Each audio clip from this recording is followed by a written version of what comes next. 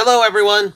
San Diego Comic-Con marches on, and that means we still get a whole bunch of news to talk about, including a lot for Transformers Earthspark. Now, we found out a lot about the toy line, a bunch of the figures have finally been revealed, and that's what we're going to talk about today. I also want to talk about the cartoon as well, but the cartoon is co-owned by Viacom because it's a Nickelodeon thing, which means it's extremely risky to talk about, so I'm going to go a little bit more carefully about that. So give me a little bit of time, and then check with me tomorrow, and then we'll talk the cartoon because it does some really interesting things for a Transformers series. So instead, we're going to talk about the toy line, and that starts with the smallest offerings from Earthspark, which are these little flip changer transformers that fit on your finger. This is something of a new thing. So yeah, as you see, it's it's just a little Optimus Prime. You stick your finger in the back, don't make the joke, and you just like flick it, and it turns into the robot mode. Which okay, it's something Transformers hasn't done. It's a goofy little kids gimmicky thing. Okay, so whatever, that's fine. There's one for Bumblebee, and you can see how they kind of work, where it's you stick finger in, you flick, and it unfolds, and then you just crumple it back together. There's one for Megatron as well. They all kind of have the exact same transformation going, because I can't imagine there's too many ways this trick would actually work. It's fine. It's whatever. Remember, it's the modern cartoon, so it's going to have things that are just appropriately for kids. So it's not too shocking or surprising. And then we get into one-step changers. Now, they announced that they had these like really interesting one-step changers that you like flipped into the air, and when they land, they transform back into vehicle mode, which is kind of the opposite. Normally, the vehicle mode is the spring-loaded one, and it breaks out into robot mode. They're doing the opposite apparently for Earthspark, which is a little bit interesting.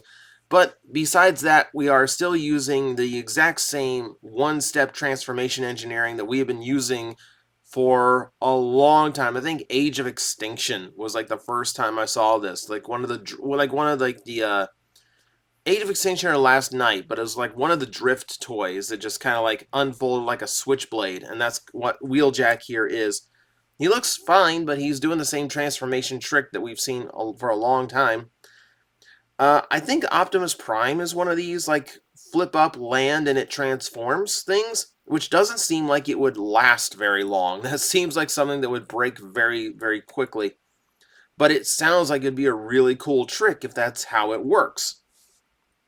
So I'm actually interested to see. I'm interested in seeing a demonstration of one. I think when Hasbro has this completely new method of one-step transformation, this new transformation trick, they really should be like video demonstrating it, not just giving us like raw pictures, because then we don't know what's going on. Oop, hang on. Get my picture back up. All right. And then Bumblebee's using the same Switchblade-esque transformation for his one step. Again, he looks fine. He looks like every one-step Bumblebee changer we've had for years. No big deal. Moving on. We're getting Warrior Class and Deluxe Class again, and I don't understand why there is a distinction. I don't understand why there isn't just a Warrior Class and a I don't know why there isn't just Warrior Class or just Deluxe Class. It's a little bit strange to me. So we have, of course, Earthspark Optimus Prime. He looks fine. As a Warrior Class, he looks decent enough. Simple, of course, because warrior classes tend to be, but I think the big thing here is like he incorporates the axe gimmick that the Cyberverse warrior class had, but it doesn't look like he sacrifices articulation for it. Instead of like being spring-loaded, it looks like it's just a thing that you slide forward, slide back, and that's fine. And that works better. His articulation definitely looks better than the last warrior class Optimus as well, so I will take that very, very well, very happily. Yeah, standard Optimus Prime cap, like more toward Prime with the long nose rather than the flat. And the fact that it does that and it has like the traditional silhouette, I think is actually kind of cool. I think that's actually kind of cool. It looks like it just rotates to his back, but you know what? They tried. But yeah, it looks fine. Looks fine. I don't really have I don't have an issue with this one. I mean, for what's going to be an inexpensive, fully working transformer, I think it does a pretty good job.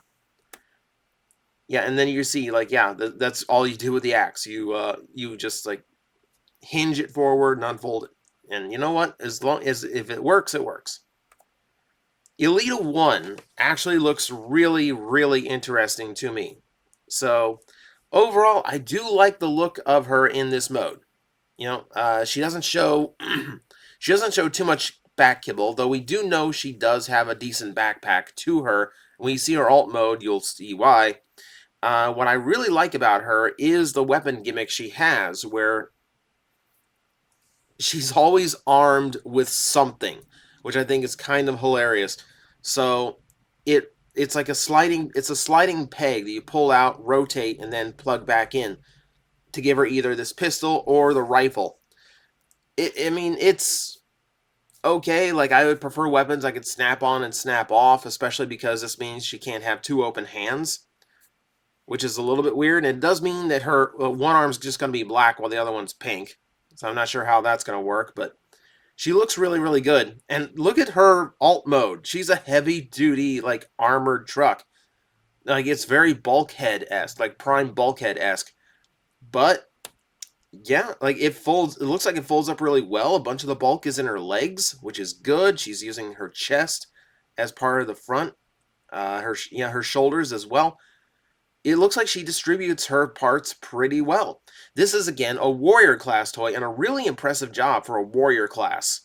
So yeah, I'm actually this I think is the one out of this line I'm looking forward to the most. She looks really, really solid for what she is pulling off. And then this. So yeah, this is Skywarp apparently. Yeah, Skywarp is now like a gunmetal gray and blue. And actually, this render is a little bit darker. If you saw the one on the show floor, it is just like flat gray. So it's like a gray and blue Skywarp. And it does, as a generic Seeker, it looks fine. As Skywarp, it's incredibly disappointing. More disappointing is that this is the Cyberverse Seeker mold that we have seen for years and has never been good, but we're going to do it again. It feels like they're just bulking out it looks like they're just bulking out the first wave of the line with a repaint, which you know what is something that they do in Legacy. This was something they do in Generations now, so I guess that's just to be expected these days. Yeah, it's a letdown. it's a letdown. If they needed to like name dump Skywarp at the very least, I would expect them to actually make it look like Skywarp. I don't mind a different take on a character, but when you make it a jet, you give it the right name, and then you give it some completely different color scheme, you've done something wrong there. Yeah. Yeah. I don't know. This one's just a letdown. I want to get into it. All right, let's move on to something more interesting, which is anything. Like little group shots of these tiny little finger things. Let's move on. Let's see. We see these. We've seen these. Okay.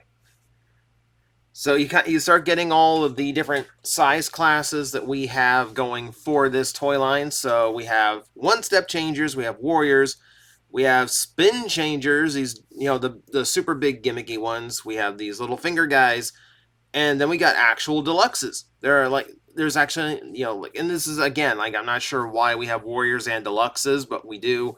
Let's just accept it and move on, so you can see how the line scales with each other. That's fine. Let's get through a lot of the stock images so we can get to stuff that we haven't talked about yet. Just kind of fast forward through this whole thing. All right, yep. We see, yep. You can see how posable they are for warrior class, so that's actually really good. And then Skywarp.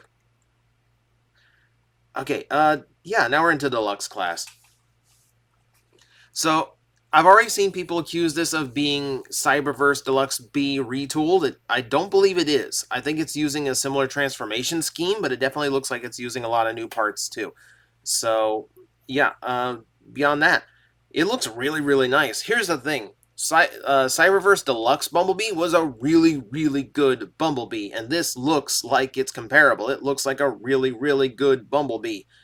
Uh, I I'm happy about this because I there was kind of a weird stigma in the past where Bumblebee tended to be one of the worst toys out of the lineup for him. Like Prime RID's Bumblebee was not a really good was not a really good figure in general. Um, a few times in the movie lines, it felt like Bumblebee was a retread while everyone else was doing new stuff.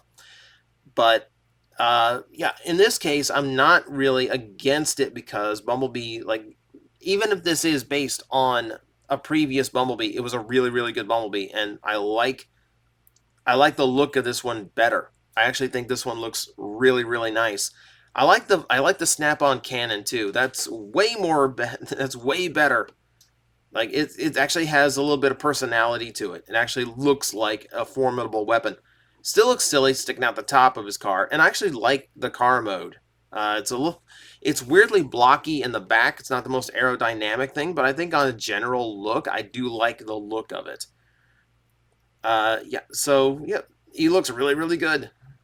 Yeah, probably one of my first pickups from the line. Then we get Megatron, and this fascinates me on several levels. So, for starters, he looks really good. I mean, it's not using the evergreen designs, which I think is a huge plus. We're actually getting to look at a different style to some of these characters, and I really like this Megatron. What I notice about him is he's got no Decepticon emblem on the chest, even though there is a spot right on the center for one. The storyline in Earthrise, or Earthspark, sorry, takes place after the Great War has already been decided. So the fact that we have a Megatron that does not have a visible Decepticon symbol is kind of a huge deal, storyline-wise, which actually is really interesting to me. The toy itself does look good. We're looking at a deluxe again, by the way. And yeah, we look at his VTOL, Osprey, whatever you want to call it, vehicle mode. It's a little bit animated. It's a little bit animated in a good way, and I actually do like the look of it overall. We see a little bit of articulation there. Megatron looks very strange running like that, and he's got a little his. I wish there was a close up of his head sculpt because he's got a different thing going on with it. Actually, let me see if I can.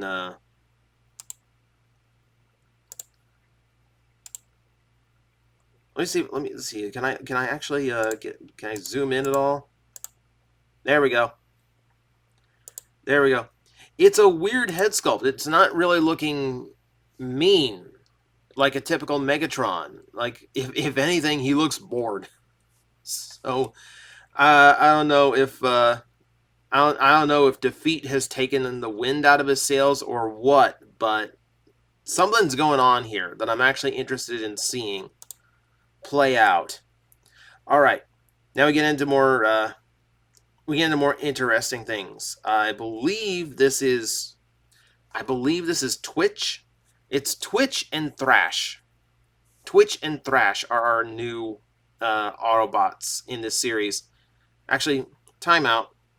Okay, yeah, okay. Just had to make sure. Yes, it's Twitch. All right, so that's gonna take a little bit of getting used to. I really like the design on Twitch. She looks really, really cool. She turns into a drone, which is a different kind of alt mode for a transformer. It definitely lends itself to being a smaller transformer that can integrate better with the humans that they're going to be associated with. Yeah, I really, really like the look. Yeah, so far, yeah, there's a better shot of the drone.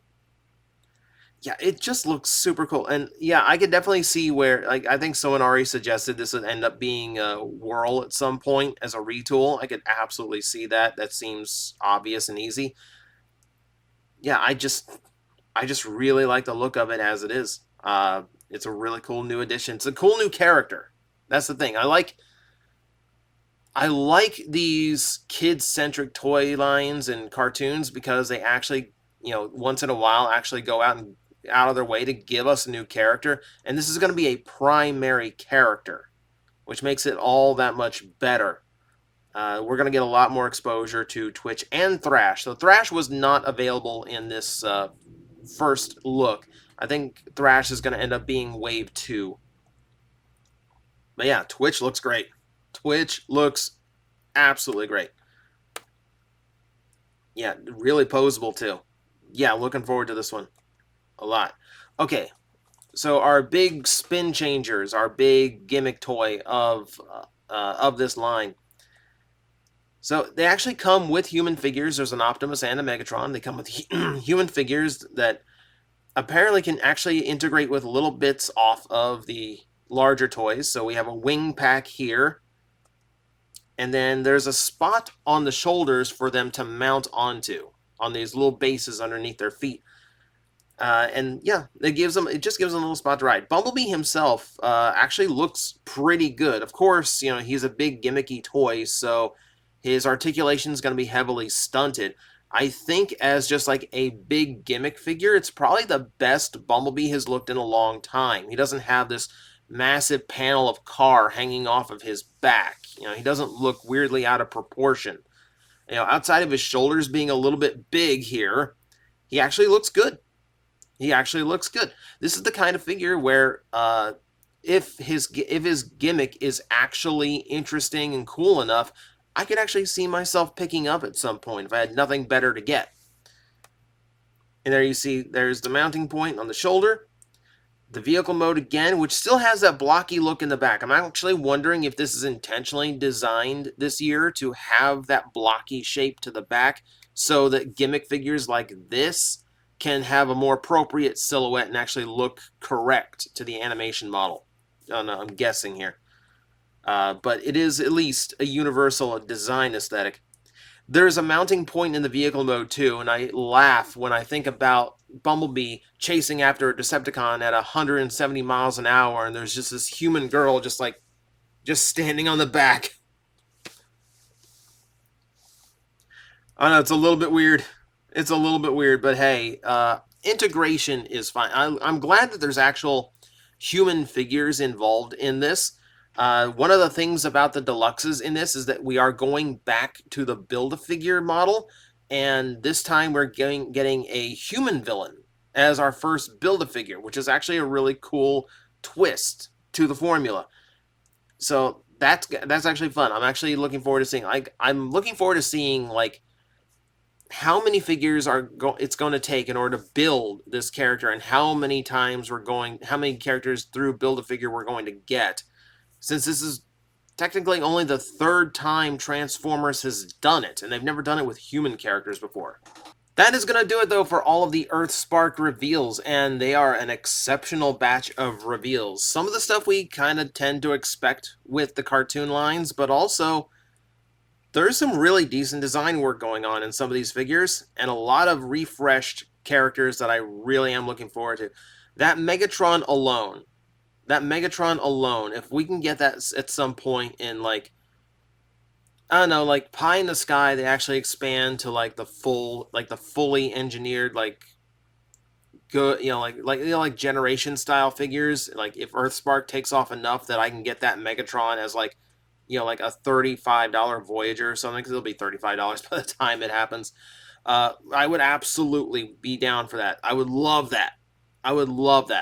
So we have something to look forward to. As I said, I'll be talking about the cartoon eventually as soon as I can figure out how to carefully talk about it without getting DMCA'd.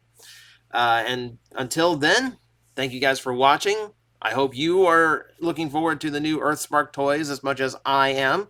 They are looking quite good for what they are. We'll keep this in mind. This is a budget line for kids, so the fact that some of them look this good is actually pretty impressive. So keep that in mind. Temper your expectations, and just be glad that there's going to be some okay Transformers for, not ridiculous prices soon. That's the takeaway here. Guys, I am facing the most powerful enemy any YouTuber can face, the algorithm, and I need your help to defeat him. hit the like button, hit the subscribe button, hit the notification bell, and leave a comment. Every time you do, we attack that algorithm and we drive it back until it can no longer defeat this channel. Thank you very much.